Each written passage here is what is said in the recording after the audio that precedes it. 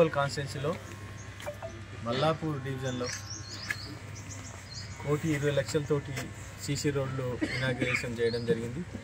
దాంట్లో భాగంగా పాత ఊరు ఏదైతే మల్లాపూర్ విలేజ్ ఉందో దాంట్లో అట్లనే బాబానగర్లో 2 కలిపి 1,20,00,000 ఇనాగ్రేషన్ చేయడం జరిగింది. నేను లాస్ట్ వీక్ కూడా సీఎం గారిని కలవడం జరిగింది. ఓన్లీ అంటే ఫండ్స్ ఇవ్వనీకి అడగనీకే, ఎందుకంటే మా అన్నగారు ఇక్కడ కాంగ్రెస్ ఎమ్మెల్యే ఉండే ఆ రోజులలో మేమందరం కూడా కాంగ్రెస్ పార్టీ నుంచి వచ్చి మళ్ళీ బీఆర్ఎస్ పార్టీకి వచ్చి గెలవడం జరిగింది. అందరికీ కూడా తెలుసు. నాకు ఇప్పుడున్న మంత్రులు కానీ ప్రతి ఒక్కరితో కూడా నాకు వాళ్ళతోటి ఫ్రెండ్షిప్ ఉండే, మాకు అంటే కాంగ్రెస్ పార్టీ ఉన్నప్పుడు అందరితో రిలేషన్ ఉంది కాబట్టి నేను అందరి దగ్గరికి పోయి అయ్యా అప్ప అని చెప్పేసి వర్కులు తేవడం జరుగుతూ ఉంది. నా ఒక రిక్వెస్ట్ ఏంటంటే బీజేపీ వాళ్ళు కానీ కాంగ్రెస్ వాళ్ళు కానీ ఎవరైనా మనం ఎలక్షన్లప్పుడే మనం ఎలక్షన్ చూద్దాం, కడమ టైంలో మనం డెవలప్మెంట్ చూద్దామని చెప్పి అందరినీ కూడా రిక్వెస్ట్ చేస్తూ ఉన్నాను నేను. ఎందుకంటే ఈ కాలనీలు మంచిగా అయితే మనకే మంచిది. అంత సొసైటీలో ఎక్కడో జూబ్లీస్ హైటెక్ సిటీ అవన్నీ ఎట్లున్నాయి, మన బస్తీలు ఎట్లున్నాయి అనేది ఒక్కసారి అందరు లీడర్లు కూడా కోరుతా ఉన్నాను. ఒక్కసారి ఆలోచన చేసి మీరు కూడా ఫండ్స్ తీసుకురావాలని అడుగుతా ఉన్నాను నేను.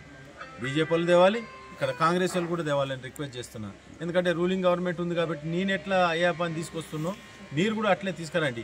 మేము వచ్చిన దగ్గర మీరు కొబ్బరికాయలు కొట్టడం చేయడం నాకేం ప్రాబ్లం లేదు. మీరు ఎన్ని కొబ్బరికాయలైనా కొట్టండి. నేను తీసుకొచ్చిన వర్కుల ద్వారా మీరే ఇనాగ్రేషన్ చేయండి. అంటే నేను తెచ్చిన వర్కులు అక్కడ కూడా మీరు ఇనాగ్రేషన్ చేయండి. కానీ మీరేదైతే తెస్తారో నేను ఆడికి రాకూడదు. నాకు ఖాళీ డెవలప్మెంట్ కావాలి. నా రిక్వెస్ట్ అది.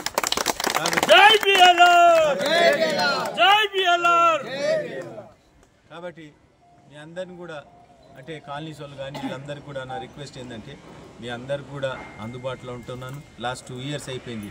మీకు ఎట్లాంటి ప్రాబ్లమ్స్ లేకుండా చూస్తూ ఉన్నాను.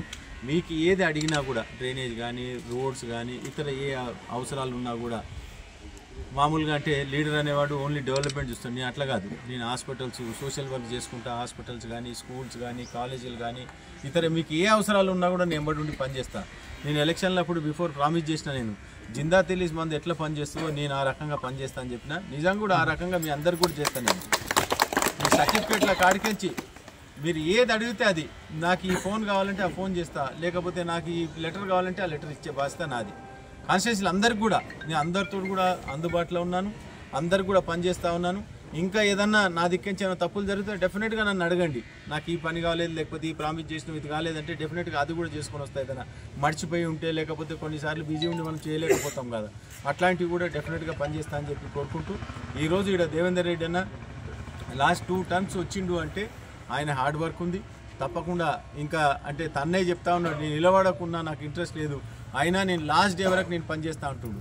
కాబట్టి సంతోషం అన్న, నువ్వు ఇట్లాంటి మాకు లీడర్లు కావాలి. మాకు నా రిక్వెస్ట్ ఏంటంటే ఇది ఇట్లనే కంటిన్యూ చేయాలని చెప్పి దేవేంద్ర కూడా కోరుకుంటున్నా. మొన్న జిహెచ్ఎంసీ వాళ్ళు కూడా 2 కోట్ల రూపాయలు కమిషనర్ గారు శాంక్షన్ చేసిండు. ఆ 2 కోట్లు కూడా ఇప్పుడు ఇమీడియట్గా వస్తాయి. 10-15 రోజుల టెండర్లు కూడా అవుతాయి. ఎందుకంటే అది ఫాస్ట్గా టెండర్లు చేసేయమని చెప్పిండ్రు. ఆ తొందర 2